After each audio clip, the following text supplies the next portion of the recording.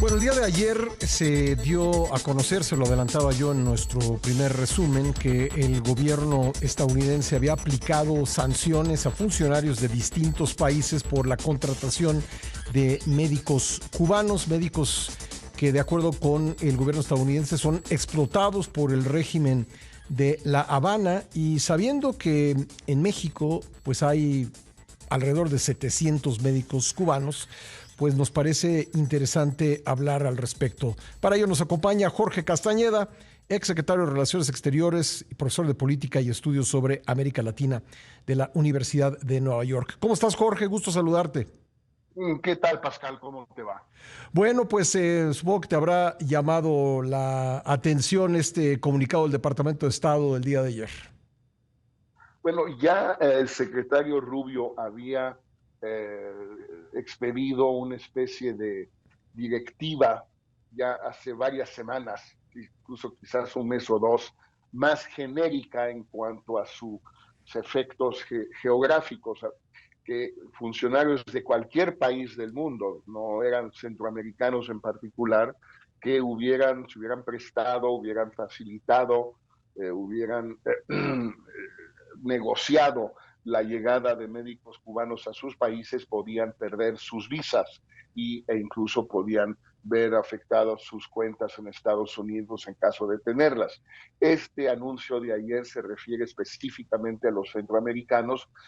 No es sorprendente, quizás lo único que vale la pena destacar es la pregunta de por qué ahora a los centroamericanos, por qué no a los sudamericanos, por qué no a países del norte de África, de Medio Oriente, donde también hay bastantes o había muchos médicos cubanos, desde luego países africanos y del Caribe, y por supuesto, ¿por qué no México? Y bueno, todas esas preguntas, pues seguramente habrá respuestas en los días subsiguientes, sobre todo si los medios que están presentes en Washington en la conferencia de prensa cotidiana de la Casa Blanca o en las conferencias de prensa semanales del Departamento de Estado, le preguntan a funcionarios del Departamento de Estado por qué centroamericanos y no los demás.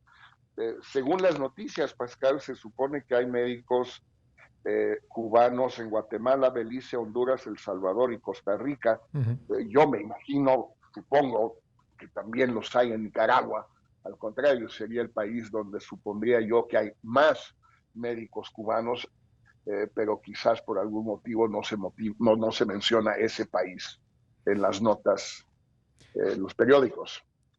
Tú te preguntas, y con razón, por qué nada más los centroamericanos en este caso y no los de otras partes del mundo. Y te pregunto yo si es posible que esto sea como pues, un primer aviso para otras naciones.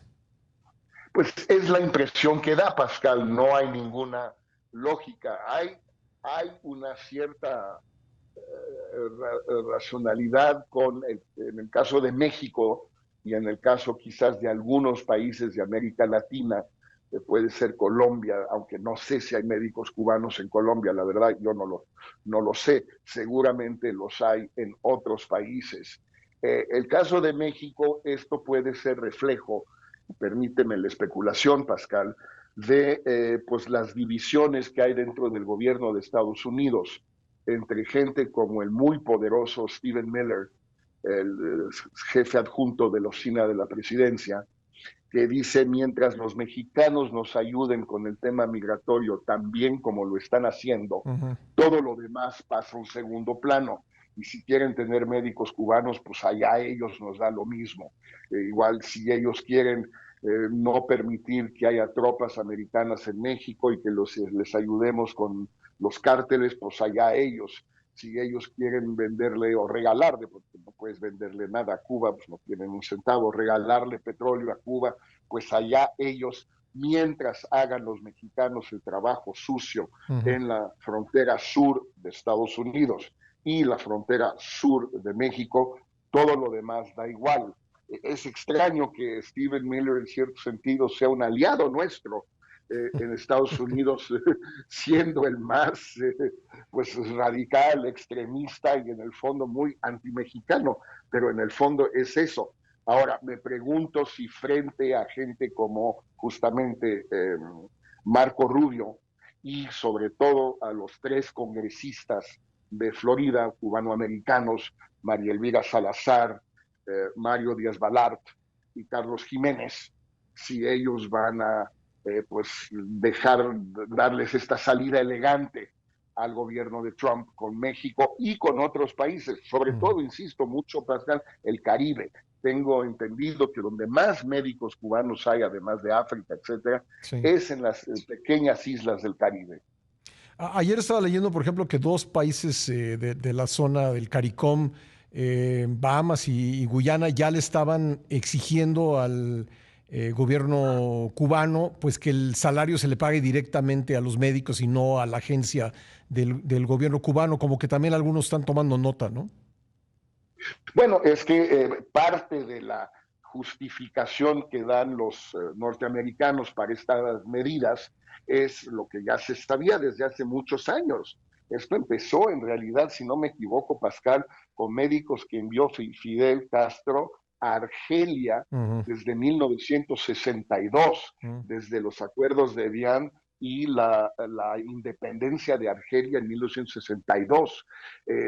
Una de las acusaciones o de las críticas que ha habido es que hay un gran diferencial entre lo que paga el gobierno del país receptor, digamos Guyana, y lo que recibe el médico cubano en Georgetown.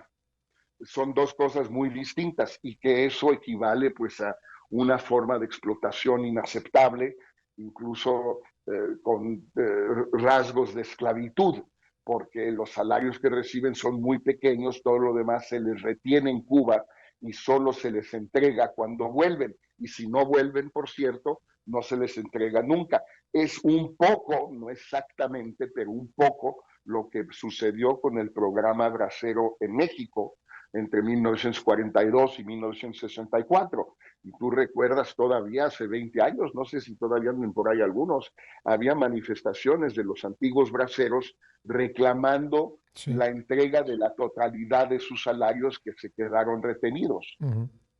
Pues sí, vamos a ver cómo evoluciona esto, Jorge, pero por lo pronto nos llamó la atención y quisimos platicarlo contigo. Pues muchas Entonces, gracias, Jorge, y estamos atentos. un abrazo, Pascal. Otro para ti, gracias. Jorge Castañeda.